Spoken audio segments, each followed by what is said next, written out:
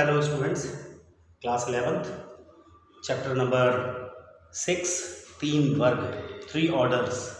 आज इस चैप्टर के अंदर हम पहला पॉइंट 14वीं सदी का संकट इस बारे में बात करेंगे।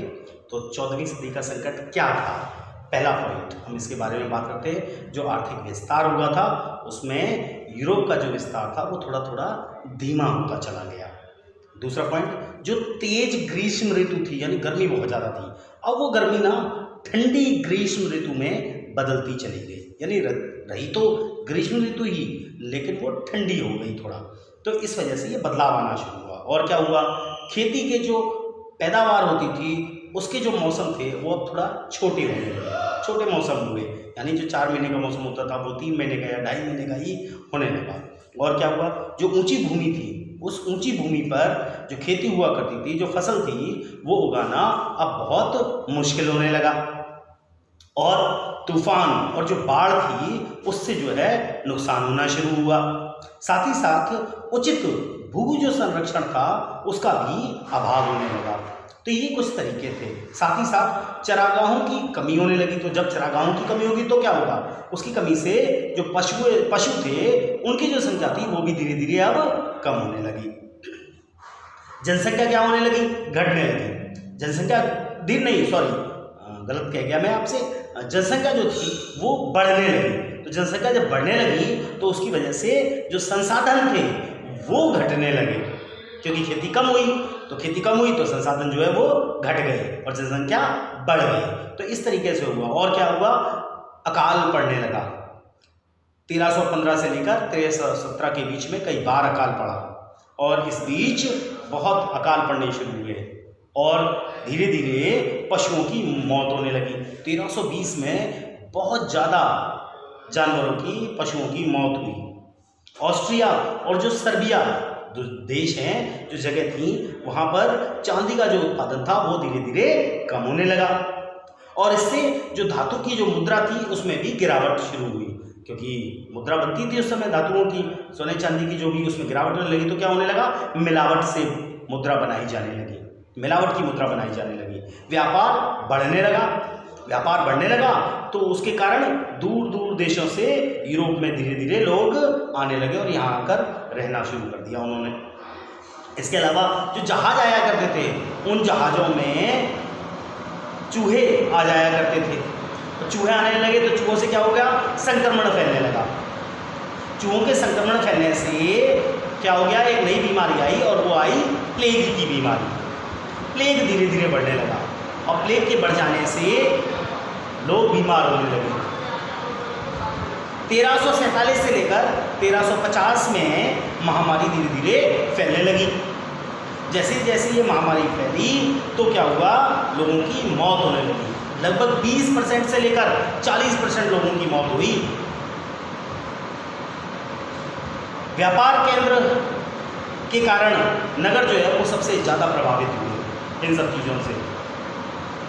यहाँ पर अगर एक व्यक्ति को प्लेग हो जाता था ना, किसी भी एक व्यक्ति को, तो धीरे धीरे वो प्लेग सबको फैल जाता था। संक्रमण की बीमारी थी इसीलिए फैल जाता था। प्लेग सबसे ज़्यादा असर करता था कैसे लोगों पर, शिशु पर, बुजुर्गों पर, युवा लोगों पर, इन सभी पर सबसे ज़्यादा प्रभावित करता था इनको। तो जनसंख्या कम होने लगी। अब जनसंख्या कम कैसे हुई, सन 1300 में जनसंख्या 730 लाख थी।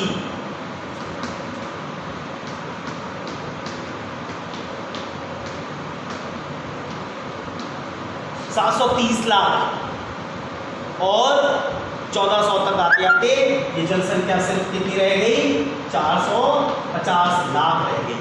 सिर्फ इतनी जनसंख्या रह गई।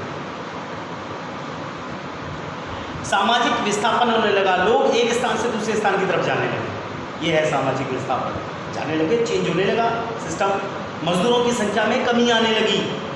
लोग कम हो गए ना, 730 से 450 रह गए, तो लोग कम हो जाएंगे तो मजदूर जाहिर सी बात है कम हो जाएंगे। कृषि और जो उत्पादन था दोनों के बीच में असंतुलन पैदा होने लगा और इन कमियों की वजह से 14वीं सदी में संकट उत्पन्न हुआ। नेक्स्ट पॉइंट की हम बात करते हैं सामाजिक असंतोष के बारे में। सामाजिक असंतोष क्या है, इसमें 2 ही 3 बातें हैं। एक तो लॉर्ड जो थे वो लॉर्ड बहुत बुरी तरीके से इससे प्रभावित हुए, पहली बात तो ये। और दूसरी बात, जो अभिजात वर्ग के लोग थे, जो अमीर थोड़े लोग थे, अभिजात वर्ग में आते थे, ऊपर के वर्ग में आते थे, उनकी जो आमदनी थी वो धीरे धीरे घटने लगी, वो धीरे धीरे घट गई उनकी आमदनी, तो कम होने लगी वो आमदनी। फिर आया राजनीतिक परिवर्तन का दौर। ये जो राजनीतिक परिवर्तन है, यूरोप में नए शासक आने लगे। जब यूरोप में नए शासक आए तो फ्रांस में लुई 11 का शासन आया, ऑस्ट्रिया में मैक्सिमिलियन का शासन आया, इंग्लैंड में हेनरी 7 का शासन आया, हेनरी 7 का शासन आया, स्पेन में इसाबेला और फर्डिनेंड का शासन आया। तो इस तरीके से इन लोगों ने, नए नए लोग आए और इस तरीके से उन्होंने शासन शुरू कर दिया। 15वीं और 16वीं सदी में जो फ्यूडलिज्म था वो जो है धीरे धीरे डिक्लाइन होने लगा, कम होने लगा। राजा जो थे उसने अपनी ताकत बढ़ाना शुरू कर दी।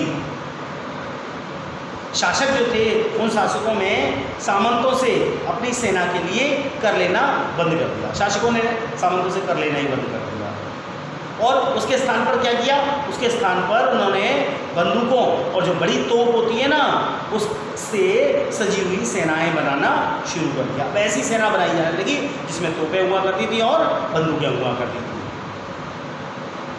बहुत सारे राजा थे, वो न्यू मोनार्च के नाम से जाने गए, नए मोनार्चीज कहलाए, ये जो अभी मैंने 4 नाम बताया आपको। शासकों ने कुछ नई चीज़ें करना शुरू किया।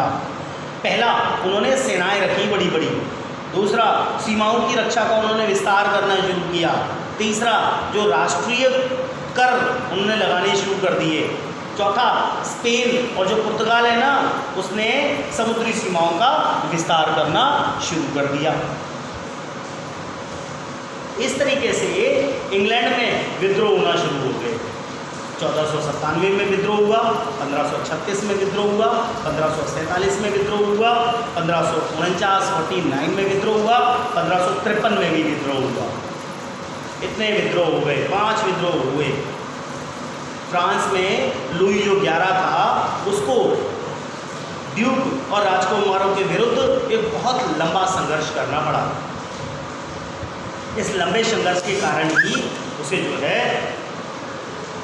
बहुत परेशानियाँ हुई। अब हम बात करते हैं नेक्स्ट पॉइंट की, फ्रांस के बारे में।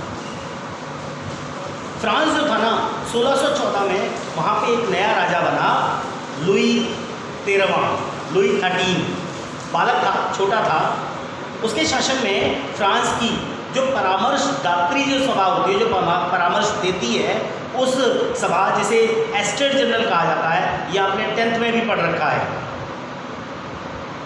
इसके बाद क्या हुआ, इसके बाद इसे 1789 तक इस एस्टेट जनरल को बिल्कुल नहीं बुलाया गया, बुलाया नहीं गया कभी।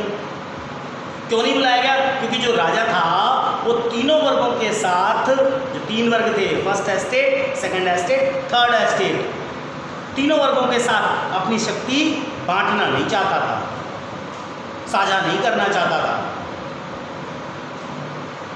नेक्स्ट पॉइंट की बात करते हैं इंग्लैंड के बारे में। इंग्लैंड जो है ना, शुरू में मैंने बताया था नॉर्मन विजय, उससे पहले इंग्लैंड पर जो है ना एंग्लो जो सेक्शन लोग थे, उन लोगों की एक परिषद होती थी। राजा को कोई भी कर जब लगाता था, कोई नया टैक्स लगाता था, तो उसे लगाने से पहले इन सभी लोगों से उसे सलाह लेनी पड़ती थी। यही जो चीज़ है ना, ये पार्लियामेंट के रूप में धीरे धीरे विकसित होती चली गई। इसमें हाउस ऑफ लॉर्ड्स, जैसे हमारे यहाँ लोकसभा और राज्यसभा होती है ना, ऐसे ही वहाँ हाउस ऑफ लॉर्ड्स इनके सदस्य हुआ करते थे। लॉर्ड और पादरी हुआ करते थे इनके सदस्य।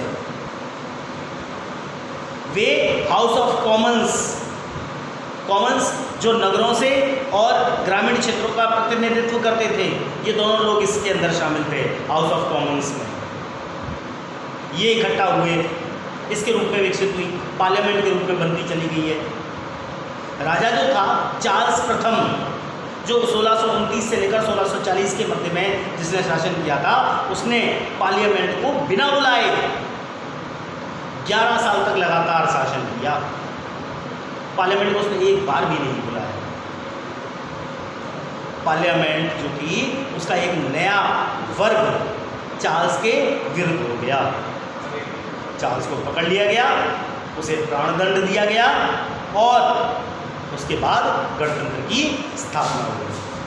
तो इस तरीके से हमारा ये जो चैप्टर है 11th क्लास का नया वर्ग द 3 ऑर्डर्स वो कंप्लीट होता है।